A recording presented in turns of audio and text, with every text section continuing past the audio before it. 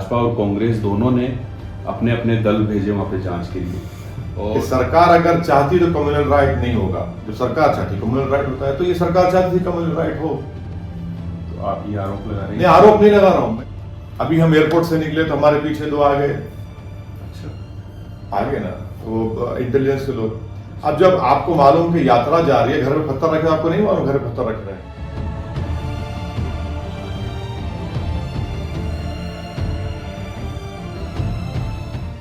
पर राजस्थान का आम आदमी जब आपको वोट देने जाएगा या आपकी बात सुनेगा तो उसका पहला सवाल ये होगा कि यूपी के चुनाव में अभी हाल ही में आपने बहुत ताकत के साथ आपने चुनाव लड़े, लेकिन उसमें वो सफलता नहीं मिली। आपने मेरे ख्याल से करीब 100 सीटों पे चुनाव लड़ा था और नोटा से भी कम मात्रा में वोट हमें मिले थे। तो आपको क्या लगता है कि फिर यहाँ का व्यक्ति क्यों भरोसा करेगा या वो क्यों आएगा? देखिए, उत्तर प्रदेश में ये बात बिल्कुल सही है आप जो कह रहे हैं कि हम भागीदारी परिवर्तन मोर्चा के साथ लड़े। आज भी हम कुशवाहा साहब के साथ हैं। अब ये जनता का फैसला था, इसको हम कबूल करते हैं। मगर एक बात तो सामने आ गई कि जो वहाँ पर मुस्लिम माइनॉरिटी ने खास तौर से जो वोट दिया समाजवादी पार्टी को, ये समझकर वोट दिया कि ये बीजेपी को हरा पाएंगे।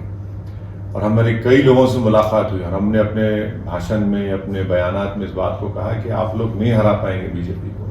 आप ऑन रिकॉर्ड हमने कहा, आप अपनी लीडरशिप को पैदा करिए। ये हमारा काम, सिर्फ हमारी जिम्मेदारी नहीं है कि हम किसी को हराएं या किसी को जिताएं। आप तो राजस्थान में भी हम कोशिश करेंगे, मेहनत करेंगे और सीरियसली मेहनत करेंगे। इसमें हम देखिए, हमसे जो हो सकता है हम पूरी मेहनत करेंगे और इखलास के साथ, पूरी नेक नियति के साथ जनता के दरमियान में हम जाते रहेंगे और हमको उम्मीद है कि इंशाल्लाह अच्छा नतीजा आएगा।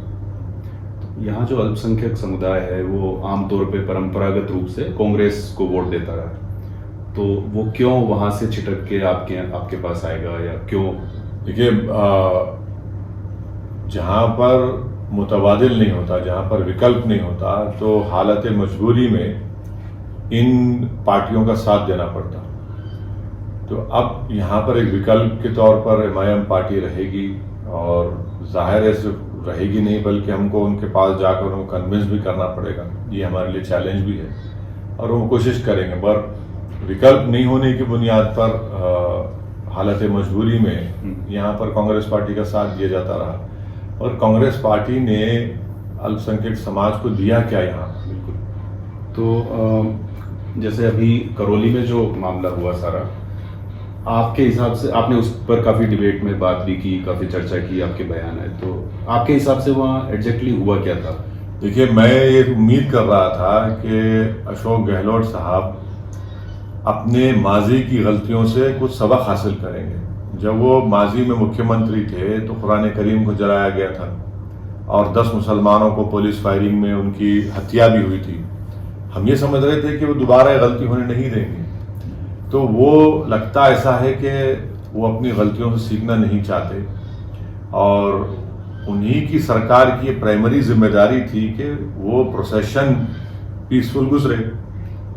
बल्कि वो प्रोसेशन की इजाज़त आपकी सरकार ने दी और पुलिस के नाक के नीचे टारगेटेड वहाँ पर दुकानों को जलाया जाता है और फिर पूरा वायलेंस होता है जिसमें दोनों तबकों के लोगों को नुकसान होता है। और हम अभी जिस तरह से आप देश के हालात पे अक्सर बयान देते रहे हैं और चर्चा में रहते हैं आपके बयान, तो जैसे करौली का जो घटनाक्रम हुआ उसके बाद राजस्थान में क्या हुआ वो मैं थोड़ा सा आपको बताता हूँ कि भाजपा और कांग्रेस दोनों ने अपने अपने दल भेजे वहाँ पे जांच के लिए और बीजेपी ने कहा कि भाई मुसलमानों के कुछ तत्व हैं जिन्होंने ऐसा ऐसा किया और ये जिम्मेदार है।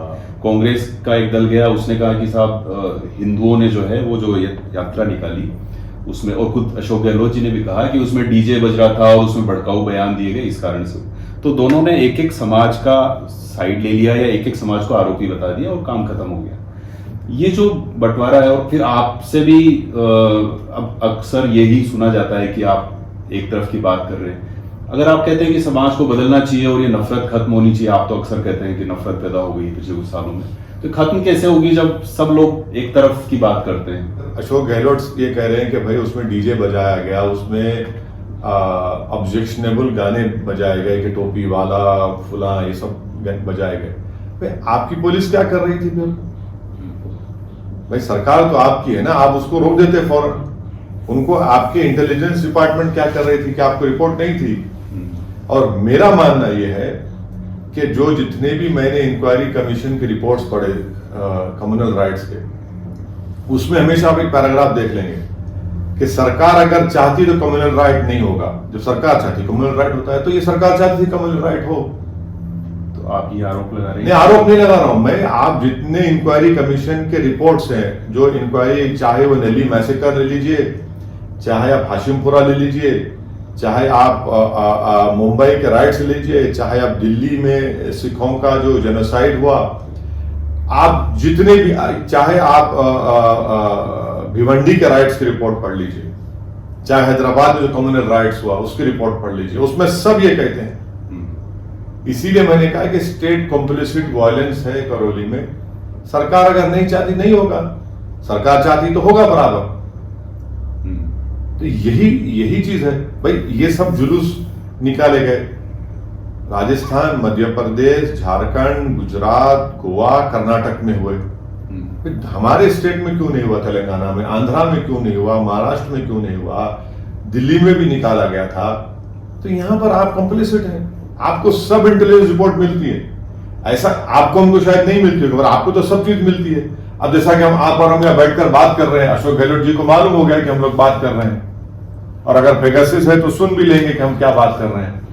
तो यही कह रहा हूं कि आपको जब सब चीज मालूम है तो हम रोकते क्यों नहीं उसको? पेगासस तो मोदी जी के पास है। नहीं, पेगासस तो सबके पास है। पेगासस ऐसा है ना, आंध्र प्रदेश के डीजीपी जो चंद्रबाबू नायडू के जमाने में इंटेलिजेंस हेड थे, उन्होंने कहा कि हमको पेगासस हम खरीद सकते थे, उन्होंने नहीं खरीदा।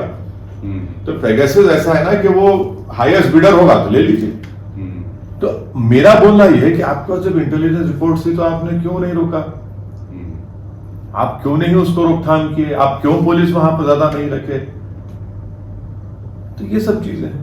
तो मैं जो मेरी बात के केंद्र में जो था कि ये एक इस तरह के बयान देते हैं, ये इस तरह के बयान देते हैं, तो वो नफरत तो बनी रहेगी।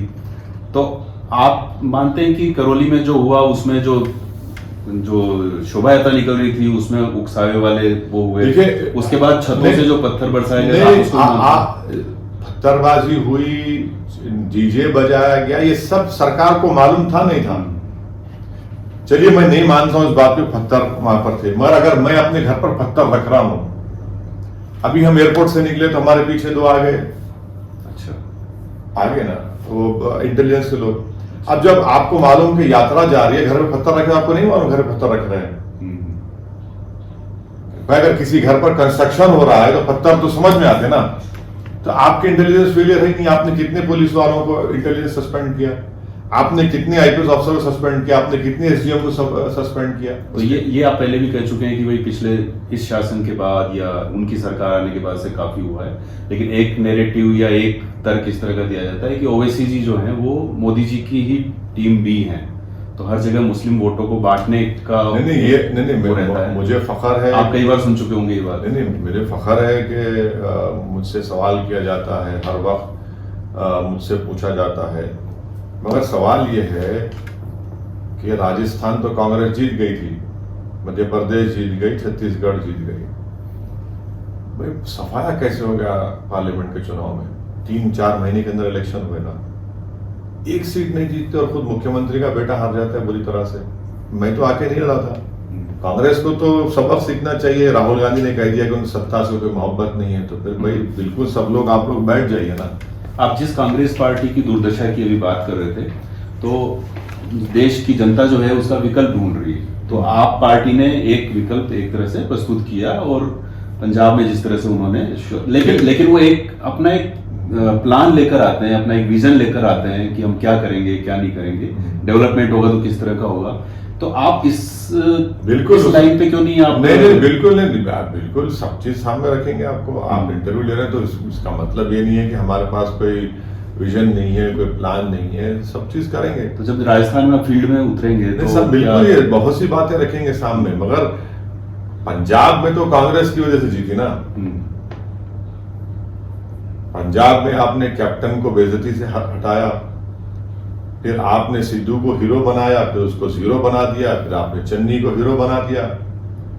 तो आपने तो ऐसे हालात बना दिए पंजाब की जनता के लिए कि वो वोट डाल दिए दूसरों को। तो वही आप लड़ी थी यूपी में, उत्तराखंड में भी लड़े थे वो लोग। बहुत धन्यवाद। शुक्रिया, थैंक यू।